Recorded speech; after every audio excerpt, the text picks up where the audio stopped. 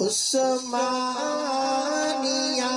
ادارہ ہر آنکھ کا ہے تارا۔ الحمدللہ وکفا والصلاة والسلام على سید الرسل وخاتم الانبیاء،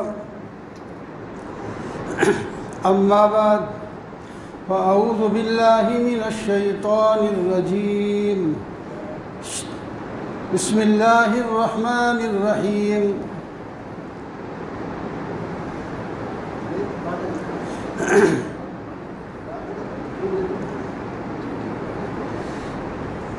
فَلْيَعْبُدُوا رَبَّ هَذَا الْبَيْتِ الَّذِي أَطْعَمَهُم مِّن جُوعٍ وَآمَنَهُم مِّن خَوْفٍ۔ مِلَّةَ أَبِيكُمْ إِبْرَاهِيمَ وَسَمَّاكُمُ الْمُسْلِمِينَ مِن قَبْلُ وَفِي هَذَا، صدق اللہ مولانا العظیم وصدق رسوله النبي الكريم، ونحن على ذلك لمن الشاهدين والشاكرين، والحمد لله رب العالمين۔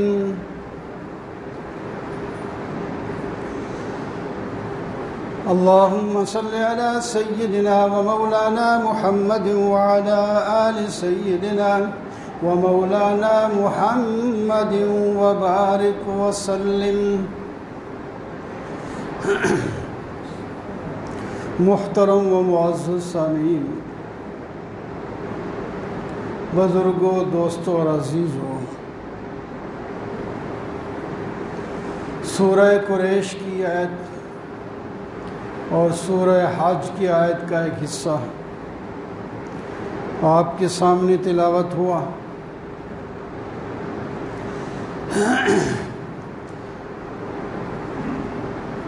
سورہ قریش میں اللہ تبارک و تعالی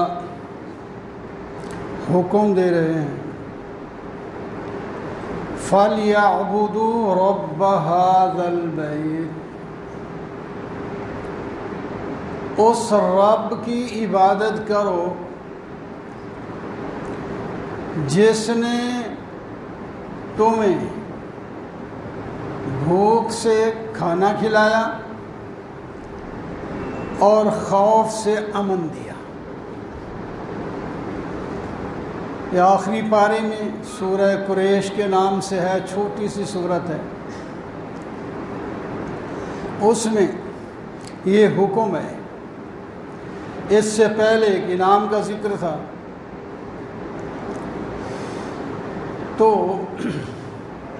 یہ آیت ہمیں یہ دعوت دے رہی ہے کہ اپنے پروردگار کی عبادت کرو جس کے لیے تم پیدا کیے گئے ہو۔ وَمَا خَلَقْتُ الْجِنَّ وَالْإِنسَ إِلَّا لِيَعْبُدُونَ، انسانوں اور جنوں کو ہم نے اپنی عبادت کے لیے پیدا کیا ہے۔ تو یہاں ایک احسان جتلا کر فَلْيَعْبُدُوا رَبَّ هَذَا الْبَيْتِ، یہاں بیت سے مراد بیت اللہ ہے، کعبۃ اللہ ہے۔ جہاں کعبۃ اللہ ہے، یہاں ایک وقت کسی کی حکومت نہیں ہوتی تھی، ڈاکوؤں کا راج تھا۔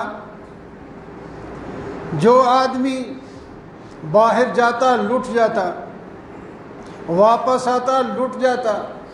جنگل تھے، پہاڑ تھے،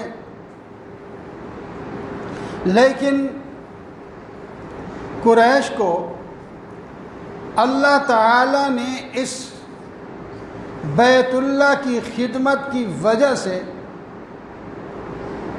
ڈاکوؤں سے محفوظ رکھا ہے۔ ڈاکوؤں کو جب پتہ چل جاتا کہ یہ قریش قبیلے کے لوگ ہیں، یہ تجارت کے لیے جا رہے ہیں یا آ رہے ہیں، ان کو کچھ نہیں کہتے تھے۔ اس واسطے قریش کے لوگ جو نبی علیہ الصلوۃ والسلام کے خانوادے کے لوگ ہیں، ایک سفر گرمیوں میں کرتے تجارت کے واسطے اور ایک سفر سردیوں میں کرتے تجارت کے واسطے۔ ان دو سفروں میں ان کا سارے سال کا جو ہے سامان زیست مہیا ہو جاتا ہے سب لوگوں کے لیے، اور ڈاکو ان کو نہیں چھیڑتے تھے۔ تو اللہ تعالیٰ فرماتے ہیں ہم نے ڈاکوؤں کے دل میں ڈالا ہے کہ بیت اللہ کے خدمت گزار ہیں، ان کو کچھ نہ کہو۔ تو اب ان بیت اللہ کے خدمت گزاروں کو یہ کہا جا رہا ہے کہ جس خدا نے تمہیں ڈاکوؤں سے بچایا، تمہاری تجارت بلا خوف خطر ہوتی ہے، نہ آنے میں کوئی تکلیف نہ جانے میں کوئی تکلیف، اپنا مال پورا حفاظت کے ساتھ تجارت کے لیے لے بھی جاتے ہو اور وہاں سے خرید کر لے بھی آتے ہو، تم لوٹے نہیں جاتے۔ تو جس مکان، جس بیت کی برکت سے تمہارے ساتھ یہ سلوک کیا جا رہا ہے، تو تمہیں بھی تو چاہیے اس بیت اللہ کے اللہ کی عبادت کرو، عبادت کرو۔ فَلْيَعْبُدُوا رَبَّ هَذَا الْبَيْتِ الَّذِي أَطْعَمَهُم مِّن جُوعٍ۔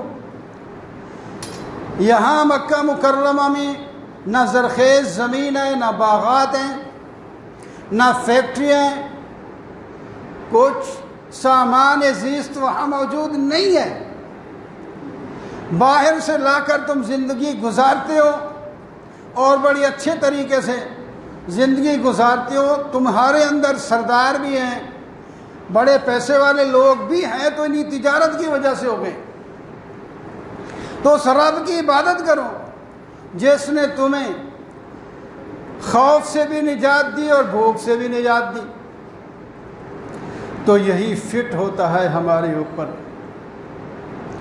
یہ ملک پاکستان جس کی وجہ سے تم آزاد ہو، اپنی مرضی کی یونیورسٹیاں، مدارس، سکول، ہسپتال، مارکیٹیں چلا رہے ہو، کوئی قدغن نہیں، ہر قسم کی نوکریاں تمہیں مل رہی ہیں۔ اگر کسی پر ظلم زیادتی ہو رہی ہے تو تمہارے اپنے ہی کر رہے ہیں، کوئی اور باہر کا کوئی نہیں، وہ تمہارے اپنے ہیں۔ وہ تمہیں نوکری نہیں دیتے یا تمہاری تجارت میں خلل ڈالتے ہیں یا کچھ کرتے ہیں تو وہ تمہارے اپنے ہی ہیں، وہ تو تم آپس میں ہی ہو، باہر کا کوئی بندہ تمہارے اوپر ظلم زیادتی نہیں کر رہا۔ تو گویا کہ یہی آیت یہاں فٹ ہو جائے، فَلْيَعْبُدُوا رَبَّ هَذَا الْمُلْكِ پاکستان، اس ملک پاکستان کے رب کی عبادت کرو جس نے تمہیں یہ آزاد ملک عطا کیا ہے۔ آج 74ویں سال کا پہلا دن ہے پاکستان کو بنے ہوئے، 73 سال کل مکمل ہو گئے رات 12 بجے۔ آج 74 سال کا پہلا دن، اور ہم نے سنا ہے، ہم تو نہیں تھے اس وقت، پیدا ہی نہیں ہوئے یا پیدا ہو گئے ہوں بچے بہت چھوٹے، کوئی پتہ نہیں، لیکن ہم یہ تو سنتے ہیں بزرگوں سے اور کتابوں میں لکھا ہے پاکستان کا مطلب کیا، لا الہ الا اللہ۔ ہم قائد اعظم کی تقریر میں بھی یہ موجود ہے کہ ہم صرف ایک زمین کا ٹکڑا لینے کے لیے جد و جہد نہیں کر رہے، ہم تو اس واسطے پاکستان الگ بنا رہے ہیں کہ ہم یہاں قانون شریعت کا، قرآن کا نافذ کریں۔ ہم جو بہانہ بناتے ہیں کہ انگریز، ہندو، سکھ، دوسرے لوگ ہمیں عمل نہیں کرنے دیتے تو ہمارا ایک ملک آزاد ہو، تاکہ ہم اس پر عمل کر سکیں۔ تو اللہ تعالیٰ فرما رہے ہیں وہ تمہاری دیرینہ خواہش ہم نے پوری کر دی، اب تم آزاد ہو۔ تو تمہاری مسجدیں بھری ہونی چاہیے 5 وقت نمازوں میں، اور جمعے کے دن تو ماشاءاللہ دوسرے محلوں کے لوگ بھی بڑی مسجد جامع مسجد میں آئیں اور دور دور تک پھیل جائیں۔ لیکن ہمارا حال یہ ہے، آج چھٹی کا دن ہے اور خوشی کا دن ہے کہ ہمیں یہ ملک آزاد ملا ہے، لیکن کتنے لوگ جمعہ پڑھنے کے لیے بھی آئے، حالانکہ یہاں ٹھنڈ ہے، ہر چیز کی آسائش مسجد میں رکھی ہے، اس کے باوجود بھی اب یہ چھوٹے بچے جو جھنڈیاں لے کر اور توتیاں لے کر اور بانسریاں لے کر پھو پھو کر رہے ہیں، اور جناب سائیکل موٹر پر جو ہے وہ پھر رہے ہیں اور جلوس نکال رہے ہیں، ان کو کوئی نہیں بتا سکتا کہ اس ملک کو جب بنایا گیا تو اس پر کتنا خون بہا، کتنے بہو بیٹیاں ماؤں بہنوں کی عزتیں لوٹی ہیں، اور وہ کئی ہندوؤں کے قبضے میں گئی ہیں، آج تک وہاں ہندوؤں کے بچے جن رہی ہیں، اور کتنے مرد بوڑھے بچے جوان تحقیق کر دیے گئے، تب ملک بنا ہے۔ تو ان بچوں کو تو یہی پتہ ہوگا کہ بس ہم نے 14 اگست کو جھنڈیاں لگائی ہوں گی اور شور شرابہ کیا ہوگا، وہ ہم کرتے ہیں۔ یہ بچوں کو کون بتائے گا؟ جب ہم بڑے نہیں عمل کرتے تو چھوٹے کیا کرنے؟ ان کو تو پتہ ہی نہیں ہوگا، نصاب میں سے یہ چیزیں نکال دی گئی ہیں جو اصل چیزیں تھیں، کوئی مختصر سی باتیں ہوتی ہیں، اس کی پوری بات نصاب میں نہیں آتی، بچے کیا پڑھیں گے؟ کیا قدر ہوگی کہ پاکستان بننے سے پہلے مسلمانوں کی کیا حالت تھی، کیا پریشانیاں تھیں، اور پاکستان بننے کے بعد کیسے آزادی ہو گئی ہم کو۔ تو ہم آزاد ہیں بلکہ بادشاہ ہیں۔ حضرت موسیٰ علیہ السلام نے اپنی قوم سے فرمایا اس اللہ کی نعمت کو یاد کرو جس نے تمہیں بادشاہ بنایا اور تمہارے اندر نبوت رکھی۔ 6 پارے میں آتا ہے کہ اللہ کی نعمت کو یاد کرو، اذ جعل فیکم انبیاء وجعلکم ملوکا، تمہارے اندر انبیاء بنائے، اور جتنے انبیاء آئے حضرت ابراہیم علیہ السلام کے بعد سارے بنی اسرائیل میں سے آئے ہیں، صرف ایک حضرت خاتم النبیین افضل الانبیاء، کائنات کے سردار، مقام محمود والے، لواء الحمد والے، جن کے جھنڈے کے نیچے سارے انبیاء اپنی امتوں کو لے کر آئیں گے، وہ بھی ابراہیم علیہ السلام کے صاحبزادے حضرت اسماعیل علیہ السلام کی اولاد میں سے۔ تو تمہیں بادشاہ، ایک تو انبیاء بنایا، انبیاء بنائے تمہارے اندر، اور دوسرا فرمایا تمہیں بادشاہ بنایا۔ اب سوال یہ پیدا ہوتا ہے کہ بادشاہ تو ملک میں ایک ہوتا ہے، تو ادھر ہے ملوکن، تم سب کو بادشاہ بنایا۔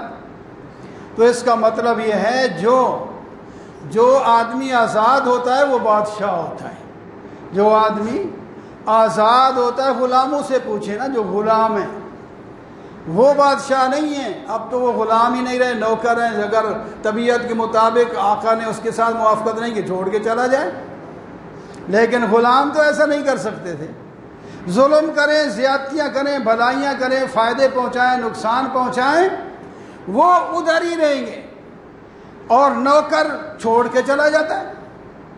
تو فرمایا تم آزاد ہو، آزاد ہو تو بادشاہ ہو۔ اب اللہ کا حکم ہے تمہارے ہی کہنے پر، تم جو کہتے ہو حلوہ اور گوشت کھا کھا کے تھک گئے، اب دالیں بھی چاہیے، ککڑیاں اور کھیرے بھی چاہیے۔ تو فرمایا پھر ہر چیز تمہیں بیٹھے بٹھائے تو نہیں ملے گی، اٹھو ہم تمہارے ساتھ وعدہ کرتے ہیں، یہ ساتھ ہی ملک ہے، عمالقہ یہاں ہیں اور وہاں منڈیاں لگتی ہیں، تھوڑی سی ہمت کرو، جہاد کرو، ہم تمہیں فتح دے دیں گے اور سب چیز کے تم مالک بن جاؤ۔ ہاں لیکن انہوں نے وہ کھا کھا کے نا، جس طرح ہم کھا کھا کے ہمیں پرواہ نہیں کہ اسلامی حکومت اس کا مذاق اڑاتے ہیں، ہم مسجدوں میں اب فلمیں کی شوٹنگ کرنے لگے، خدا تعالیٰ کا قہر رکا ہوا ہے مسجد میں، وہ باہر جب گانا بجانا جائز نہیں ہے تو مسجد میں کڑیاں اور مرد ادھورے کپڑے اور بھڑکاوے کپڑے پہن کر فلم مسجد میں، اور پھر خدا تعالیٰ کا عذاب نہ ٹوٹا تو یہ اس کا حوصلہ ہے، اس کی مہربانی ہے۔ ابھی ہمارا امتحان ہو رہا ہے کہ تم اس کے مقابلے میں کیا کچھ کر سکتے ہو۔ مسجد میں تو بولنے کی اجازت بھی نہیں، ضرورت کی بات ہے آہستہ سے کر لو۔ مسجد میں تو دوسرا ساتھ کوئی ذکر کر رہا ہے، تم قرآن اونچی آواز میں نہیں پڑھ سکتے، قرآن جیسی چیز کو اونچی آواز میں نہیں پڑھ سکتے، ذکر جیسی چیز جس کا حکم ہے آپ اونچی آواز میں نہیں کر سکتے، آہستہ سے، تاکہ دوسرا بھی اپنے ذکر و تلاوت میں لگا رہے، اس کو تکلیف نہ ہو۔ اور مسجد اللہ کا گھر ہے، کائنات میں سب سے جو بہترین اور عزت والے گھر ہیں وہ مسجدیں ہیں، اللہ کا گھر ہے، اس کا ادب رکھنا چاہیے، گفتگو نہ کرو آواری، بس کوئی ضرورت کی بات ہو آہستگی سے پوچھ لو، اور بس اس کے علاوہ اپنا ذکر فکر نہیں کر سکتے تو چپ کر کے بیٹھو، باتیں نہیں کر سکتے۔ ہم باتیں کرتے ہیں تو باتوں میں لگے جاتے ہیں، آواز اونچی ہے نیچی ہے کوئی پرواہ نہیں، تھوڑی سی بات اگر ذہن کے خلاف آ گئی تو بس اسی وقت ڈانٹنا رپٹنا ایک دوسرے کو شروع ہو گئے، مسجد کا کوئی لحاظ نہیں۔ اور جب یہ تو ہو ہی رہا تھا، لیکن اب فلموں کی شوٹنگ مسجد میں ہو رہی ہے، خدا کے قہر سے کیوں نہیں ڈرتے ہم؟ توبہ کریں، ہمیں توبہ کرنا چاہیے۔ جو اس کے اندر ملوث ہیں وہ بھی اور دوسرے سارے لوگ بھی، انہوں نے جتنی مذمت کرنی تھی ہم نے وہ مذمت نہیں کی، جتنی کرنی تھی نہیں کی، تاکہ آئندہ تو پتہ چل جاتا ہے نا، یہ تھوڑا بہت کوئی کسی مسجد سے تھوڑی بہت ہی آواز آ گئی تو آ گئی، نہیں، ایک مؤثر آواز ہونی چاہیے، آئندہ پتہ چل جائے کہ آئندہ ایسا کام نہیں کرنا۔ تو بہرحال میرے دوستوں اور بزرگوں، آزادی کا مطلب یہ ہے کہ تم آزاد مادر پدر آزاد نہیں ہو گئے ہو، تم اپنے دشمنوں سے آزاد ہو کر تم تو مسلمان ہو۔ مسلمان کی حدود اور قیود، دل کا حدود اللہ ہے، ایک حد ہے، اس کے اندر تمہاری شادی بھی ہوگی، اس کے اندر تمہاری غمی بھی ہوگی، اس کے اندر تمہارا کاروبار بھی ہوگا، اس کے اندر تمہاری ملازمت بھی ہوگی، اس کے اندر تم نماز بھی اس حدود قیود کے ساتھ پڑھو گے جو تمہیں سکھائی گئی ہیں، اس میں تمہیں کوئی آزادی نہیں کہ بس نمازیں اپنی مرضی کی کر لو اور شادیاں خمیاں اپنی مرضی کی کر لو اور تجارتیں اپنی مرضی کی کرو، اس میں تمہیں آزادی نہیں ہے۔ آزادی ہے دشمن جو تمہیں اسلام پر عمل نہیں کرنے، ان سے آزادی مل گئی ہے۔ تو اللہ تعالیٰ سب کو اس پر عمل کرنے کی توفیق عطا فرمائے۔